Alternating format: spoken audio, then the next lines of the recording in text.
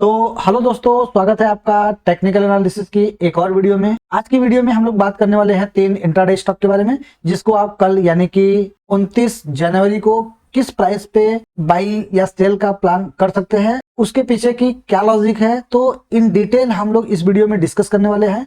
तो वीडियो को लास्ट तक जरूर देखें। अगर आप एक ऑप्शन ट्रेडर हैं तो हम लोग निफ्टी की भी एनालिसिस करेंगे और देखेंगे कि निफ्टी में किस लेवल से हम लोगों को बाइंग या सेलिंग देखने को मिल सकता है। दोस्तों, अगर आप मेरे चैनल पे फर्स्ट टाइम आए हैं तो प्लीज चैनल को सब्सक्राइब कर लीजिए। अगर आपको वीडियो पसंद आता है तो आप प्लीज वीडियो को लाइक भी करिए। तो चलो चलते हैं चार्ट्स पे और हम लोग ट्रेड के पीछे की लॉजिक को समझते हैं। तो दोस्तों, जो हमारा पहला स्टॉक है ये है औरोबिंदो फार्मा लिमिटेड। अगर हम लोग इसकी क्लोजिंग की बात करेंगे तो इसकी जो क्लोजिंग हुई है गाइज, ये है 1138 रुपए पे। ये स्टॉक्स आप देखेंगे तो कंटिन्यू एक लोअर लो बनाते हुए प्राइस क्या कर रहा है, नीचे साइड में आ रहा है। अगर ऊपर साइड में आप देखेंगे तो ये मैंने एक रेड लाइन ड्रॉ किया है, जो लेवल इसके लिए क्या कर रहा है, एक रेजिस्टेंस प्रोवाइड कर रहा है। जब भी प्राइस इस ट्रेंड लाइन के पास जा रहा है, एक रेजिस्टेंस फेस कर रहा है, यहाँ पे सेलर्स एक्टिवेट हो रहे हैं और प्राइस को क्या कर रहे हैं, एक नए लो के लिए रेडी कर दे रहे हैं।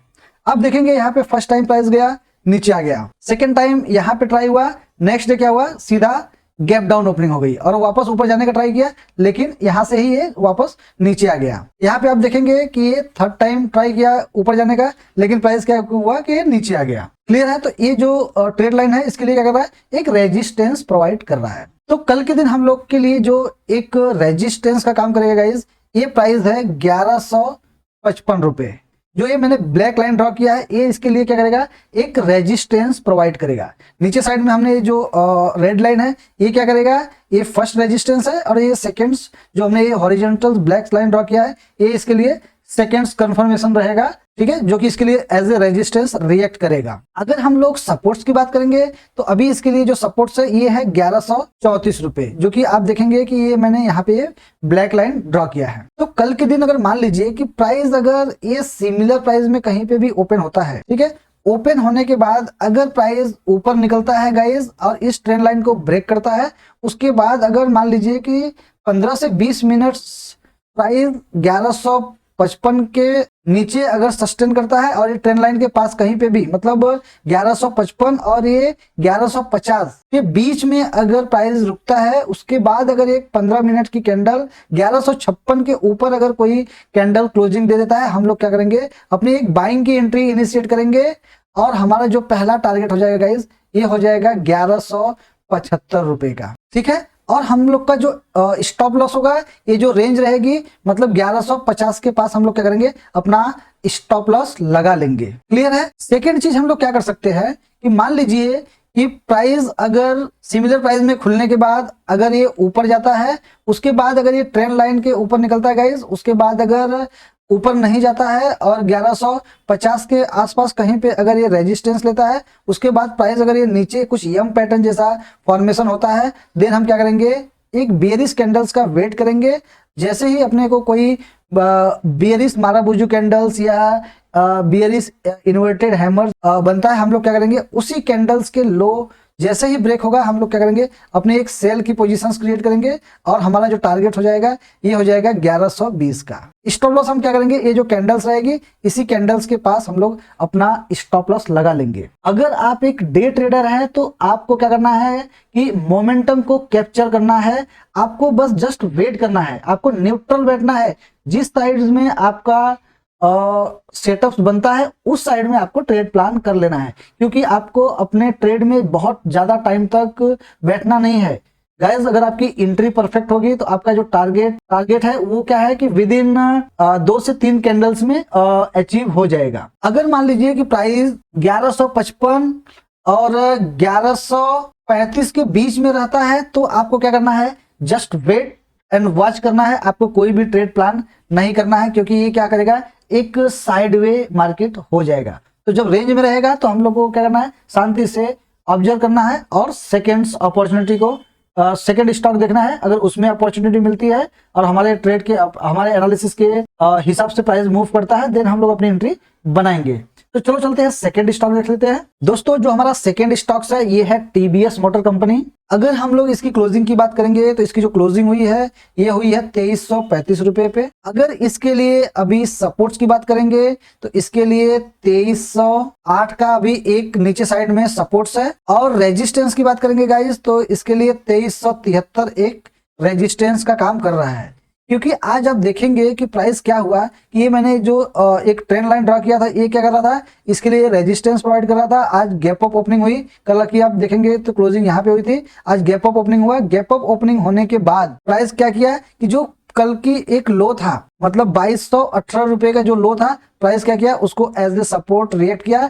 जैसे कि मैं आपको कभी भी हमेशा बताते रहता हूं कि अगर कभी भी इस तरह की नैरो रेंज जब भी ये फॉर्मेशन होगा तो आपको क्या होगा कि एक अपसाइड या डाउन साइड का ट्रेड बहुत ही आसानी से देखने को मिल सकता है। तो आप देखेंगे कि आज क्या हुआ कि प्राइस जैसे ही आज की जो हाई थी और ये जो रेंज था 2260 का, जैसे ही इसको ब्रेक किया दोस्तों आपको एक अच्छा मूव अपसाइड में देखने को मिला जो कि ये 2373 तक चला गया। यहाँ पे आप देखेंगे तो क्या हुआ है कि ये एक फ्लैग एंड पोल का फॉर्मेशन अभी हो गया है, ठीक है। एक यहाँ पे मान लीजिए पोल है और ये फ्लैग है। तो कल के दिन अगर मान लीजिए कि प्राइस सिमिलर प्राइस में खुलता है, उसके बाद अगर ये 2373 के ऊपर कोई कैंडल्स क्लोजिंग दे देता है, हम लोग क्या करेंगे इस कैंडल्स के ब्रेकआउट्स पे अपनी एक बाइंग की एंट्री बनाएंगे और हमारा जो पहला टारगेट हो जाएगा गाइस ये हो जाएगा 2450 का। स्टॉप लॉस हम लोग क्या करेंगे, ये जो आज की क्लोजिंग है इसी क्लोजिंग के पास हम लोग एक स्टॉप लॉस प्लॉट कर लेंगे। गैप अप या फिर गैप डाउन के सिनेरियो में हम लोग क्या करेंगे कुछ प्राइस एक्शन का वेट करेंगे, उसके बाद ही हम लोग ट्रेड प्लान करेंगे, ठीक है। दोस्तों जो हमारा तीसरा स्टॉक्स है ये है शोभा लिमिटेड। अगर हम लोग इसकी क्लोजिंग की बात करेंगे तो इसकी जो क्लोजिंग हुई है ये 1280 पे हुई है, और आप प्राइस देखेंगे कि ये क्या कर रहा है एक हायर हाई बनाते हुए प्राइस अप साइड में जा रहा है। अगर आप नीचे से अगर कोई एक ट्रेंड लाइन अगर ड्रॉ करते हैं आपको यहाँ पे एक सपोर्ट्स नजर आएगा, जो कि ये ट्रेंड लाइन हमने अभी नीचे ड्रॉ कर दिया है। आप देखेंगे कि प्राइस क्या कर रहा है कि ये सपोर्ट ये ट्रेंड लाइन को एक अच्छा सपोर्ट्स की तरह रिएक्ट कर रहा है। जब भी प्राइस ये ट्रेंड लाइन के पास आ रहा है सपोर्ट्स लेके ऊपर चला जा रहा है।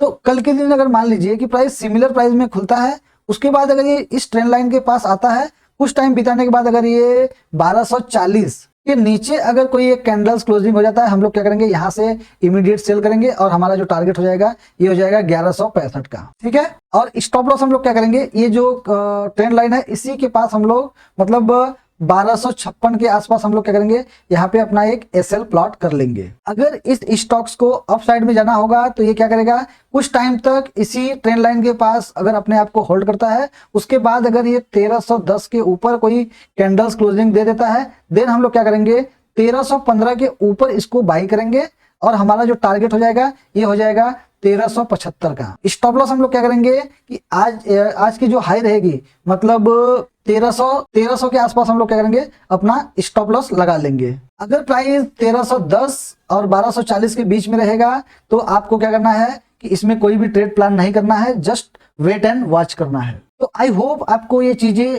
समझ में आ रही होगी गाइज। अगर आपको चीजें समझ में आ रही है तो प्लीज आप वीडियो के नीचे कमेंट करो। अगर कोई आपका दोस्त ट्रेडिंग सीखना चाहता है, अगर प्राइस एक्शन उनको नहीं पता है तो आप हमारे वीडियो को शेयर भी कर सकते हैं। तो चलो हम लोग अभी निफ्टी की बात कर लेते हैं गाइज। निफ्टी के लिए हमने कल आपसे डिस्कस किया था कि निफ्टी अगर सिमिलर प्राइस के आसपास कहीं पे खुलता है, और इसके लिए जो रेजिस्टेंस बताया था आपको ये मैंने बताया था 23,000, और नीचे साइड में हमने सपोर्ट्स की बात किया था तो ये 22,800 सपोर्ट्स बताया था। मैंने आपको क्लियर बताया था कि अगर प्राइस इसी रेंज के बीच में रहता है, उसके बाद अगर कुछ टाइम तक एक रेंज में बिताता है गाइज, और उसके बाद अगर ये अप साइड में निकलता है तो आपको एक स्कैल्प ट्रेड मिल सकता है, क्योंकि प्राइस क्या कर सकता है ये रेजिस्टेंस को एक बार रिटेस्ट कर सकता है।